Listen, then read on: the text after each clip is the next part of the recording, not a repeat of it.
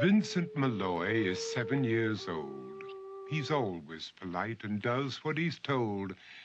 For a boy his age, he's considerate and nice. But he wants to be just like Vicent Price.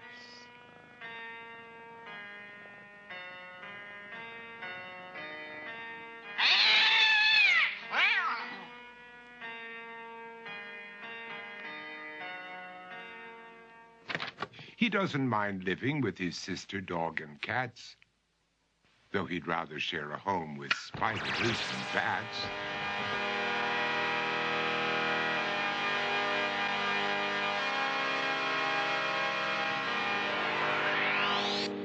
There he could reflect on the horrors he's invented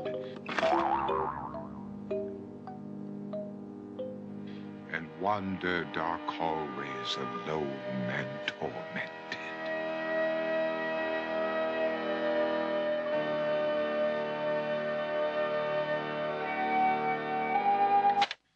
Vicent is nice when his aunt comes to see him, but imagines dipping her in wax for his wax museum.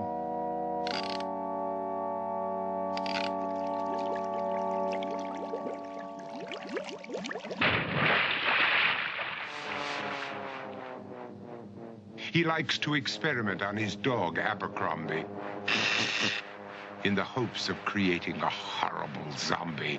So he and his horrible zombie dog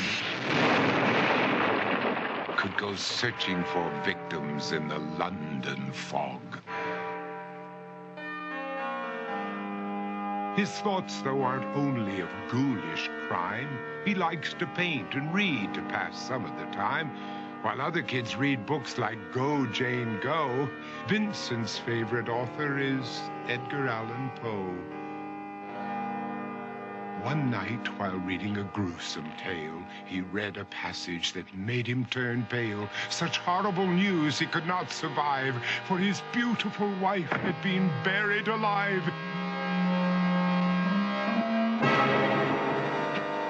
He dug out her grave to make sure she was dead, unaware that her grave was his mother's flower bed.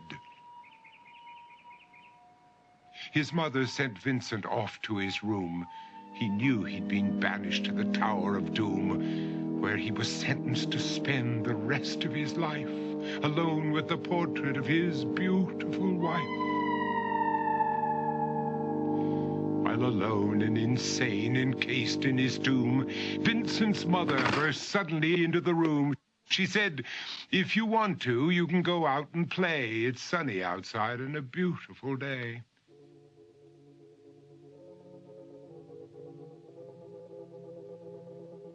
Vicent tried to talk, but he just couldn't speak. The years of isolation had made him quite weak. So he took out some paper and scrawled with a pen, "I am possessed by this house and can never leave it again." His mother said, "You're not possessed and you're not almost dead. These games that you play are all in your head. You're not Vicent Price, you're Vicent Malloy. You're not tormented or insane, you're just a young boy.